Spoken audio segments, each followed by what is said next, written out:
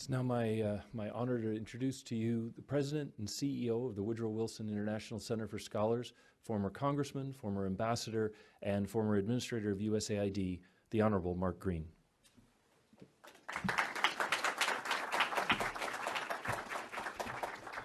Thank you, Chris, and Bishop Daughtry.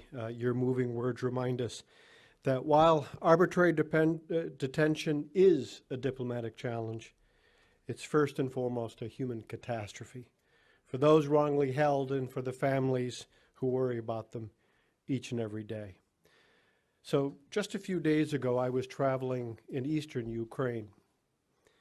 As we went around our 1,300-mile trip, we heard countless stories of how Putin's forces have seized citizens in a dark effort to bully Ukraine into submission.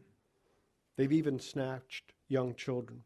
As we traveled through places like Kyiv and Kherson, Odessa, Dnipro, Kharkiv, we heard story after story of the suffering that Vladimir Putin has caused.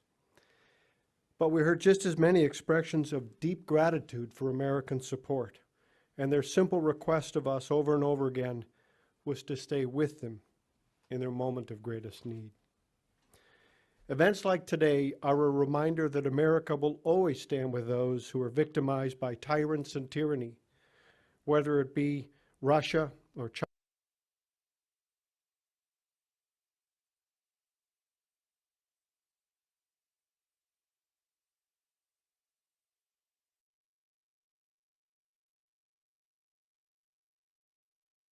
A unique institution in foreign policy. We're congressionally chartered, we're scholarship-driven, and we're fiercely nonpartisan and independent. And that special status creates special obligations to not duplicate what others are doing, but instead to prioritize the most important issues, and to do so in ways that add value and make a difference. It's why we have a Canada Institute, the only American research program of its kind focusing on our neighbors to the north. And it's why we're here today, marking the 3rd anniversary of the Initiative Against Arbitrary Detention. Chris and his team have been tracking this important initiative ever since Canada first proposed it in 2021. We're grateful for the support of Global Affairs Canada, the Canadian Embassy, and the State Department's Office for Hostage Affairs in developing today's program. And we're grateful to our friends at CSIS for lending their considerable expertise. Arbitrary detention and hostage-taking by authoritarian states is an issue that's near and dear to our hearts here at the center. Our Canada Institute has repeatedly called for the release of innocents like Wall Street Journal reporter Evan Gershkovich, unfairly imprisoned by Russia over 320 days ago. But we go further, providing a refuge for former hostages through programs like our Threatened and Displaced Scholars Initiative. And joining us today are 2 Wilson Fellows who have experienced arbitrary detention firsthand. There's Dr. Halia Esfandiari, the founder of our Middle East program. She spent 105 days in solitary confinement in Tehran's Evin prison. And Saimak Namazi, who was finally released in September 2023 after 8 years of arbitrary imprisonment in Iran. Saimak is only here with us today because of the administration's tireless efforts, and in particular the efforts of 2 who are speaking today, Secretary Blinken and Special Presidential Envoy for Hostage Affairs, Roger Carstens. So now let's begin. Our first keynote speaker is the 71st Secretary of State, Antony Blinken. He previously served as Deputy National Security Advisor to President Barack Obama, and during the first Obama administration as National Security Advisor to then Vice President Joe Biden. His current role is the culmination of a long personal and professional relationship with Joe Biden that dates back to 2002, when Mr. Blinken served as a staff director for the Senate Foreign Relations Committee. What you may not know about Secretary Blinken is he's also a member of the board of the Wilson Center. And I note that many of our board members are here today, and we decided, given how busy the Secretary is, we thought we'd bring the board to him. Mr. Secretary, the floor is all yours.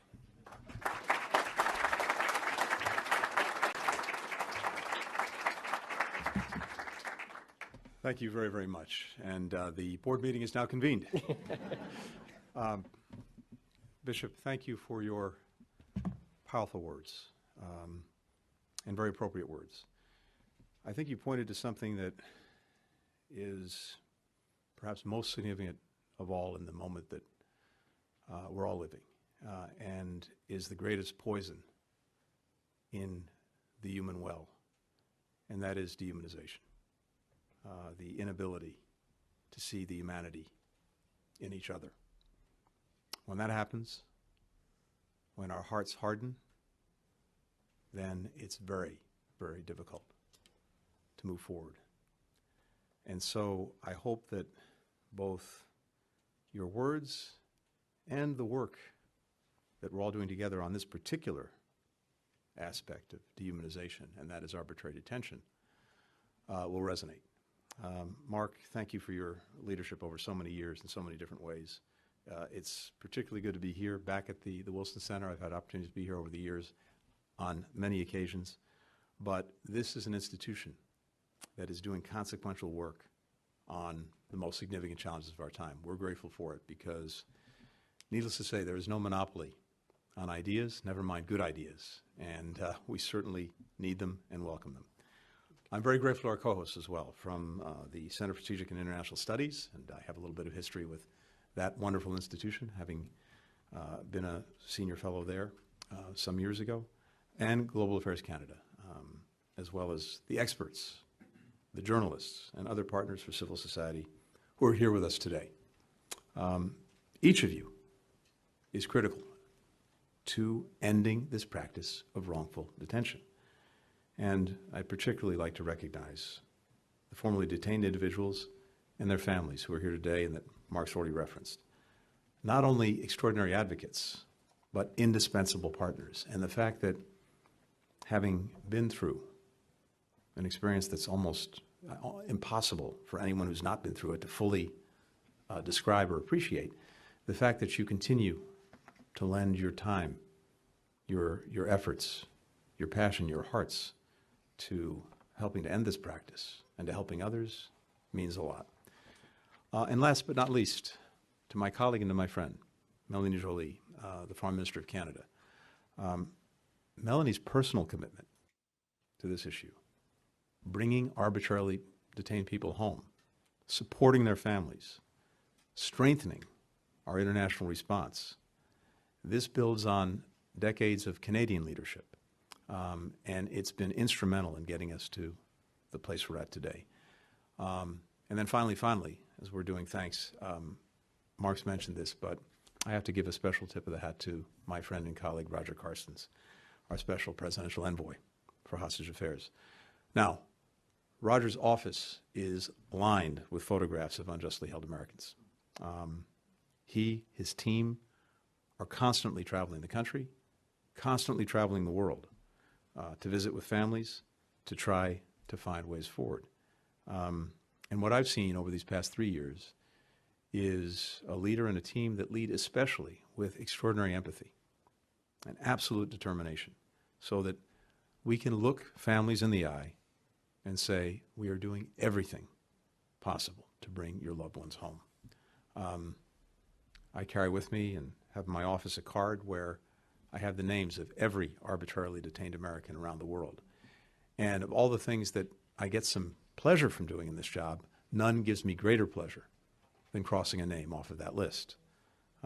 Thanks to the work of Roger, his team, thanks to the very difficult decisions that President Biden has made over the course of the last 3 years, we have been able to cross out 45 names since 2021, including just in December when we brought home 6 American citizens, the last Americans wrongfully held in Venezuela.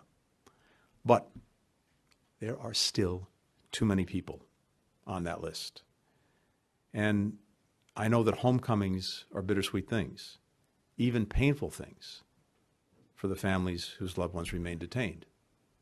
I mean, on the one hand, it's a reminder that everything is possible and that, yes, we are going to bring their loved one home. But until that day happens, it's also painful. Yesterday, as it happens, I spoke on the phone with Paul Whelan. Our intensive efforts to bring Paul home continue every single day. And they will until he and Evan Gershkovich and every other American wrongfully detained is back with their loved ones. We're also working to bring home the remaining hostages in Gaza, who've now been held for more than 130 days. Working intensely with Egypt, with Qatar, on a proposal to bring about their release. I've also met with their families multiple times. They're being supported by our SPIHA team. The agony that they face, simply not knowing the fate of their loved ones, is beyond our imaginations. And here's the truly heartbreaking part. Unfortunately, this is part of a rising trend. Increasingly, states, but also non-state actors, are wrongfully detaining people, often as political pawns. This practice threatens the safety of everyone who travels, conducts business, who lives abroad. It's, of course, a brazen violation of individual human rights of the victims, a violation of international law, a violation of state sovereignty, and, first and foremost, a violation of their basic humanity. Back in July of 2022, President Biden declared that hostage-taking and wrongful detention are a national emergency. That declaration, building on the bipartisan Robert Levinson Act, has expanded the toolkit that we can use to help get our people home, with sanctions, with visa restrictions, with greater coordination across our own government. Now, bringing people home is our primary focus, but it is not, in and of itself and alone, enough to resolve what is genuinely a crisis. The international community has to join together to deter future detentions so that we can actually put an end to this practice once and for all.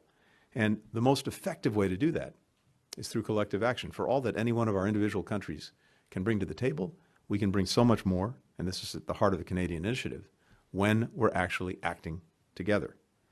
That's the spirit behind the Declaration Against Arbitrary Detention in state-to-state relations. Now 74 countries, plus the European Union, have signed on to this initiative, and we're proud to have endorsed the declaration back in January of 2021. This coalition is raising the financial and reputational costs of arbitrary detention and strengthening global pressure against it. We're synchronizing best practices for deterrence.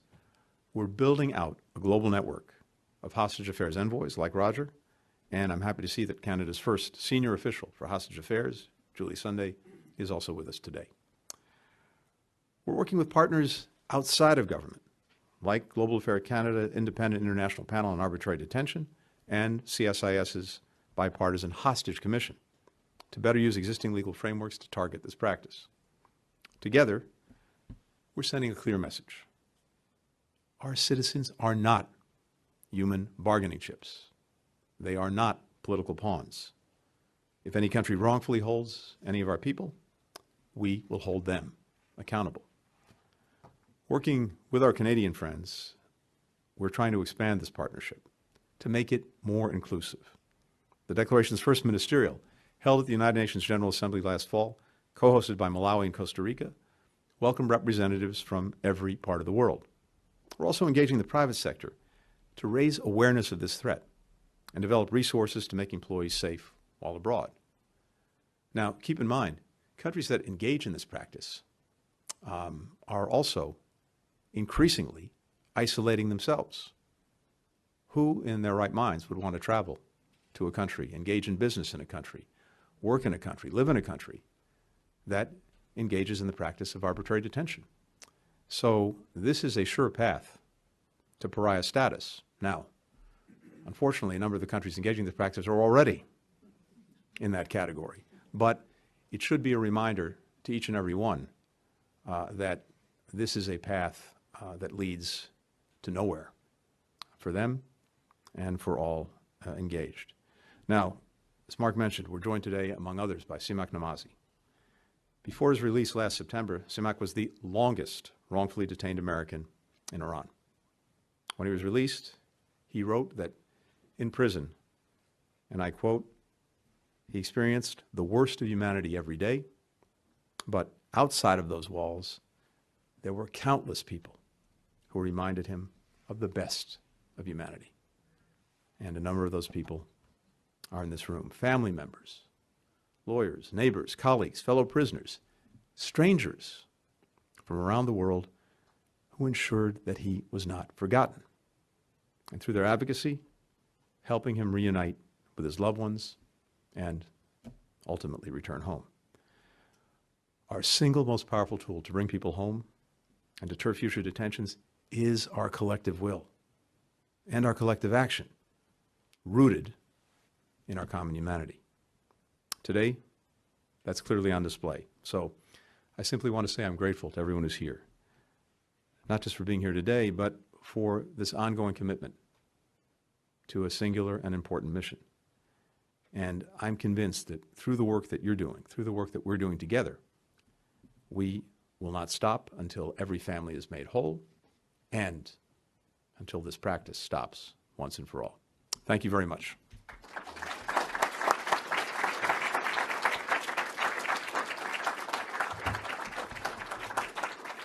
Mr. Secretary, thank you for that powerful witness and that reminder that the work that we do is the ultimate in humanizing what is a terrible situation too many times and in too many places. I now have the pleasure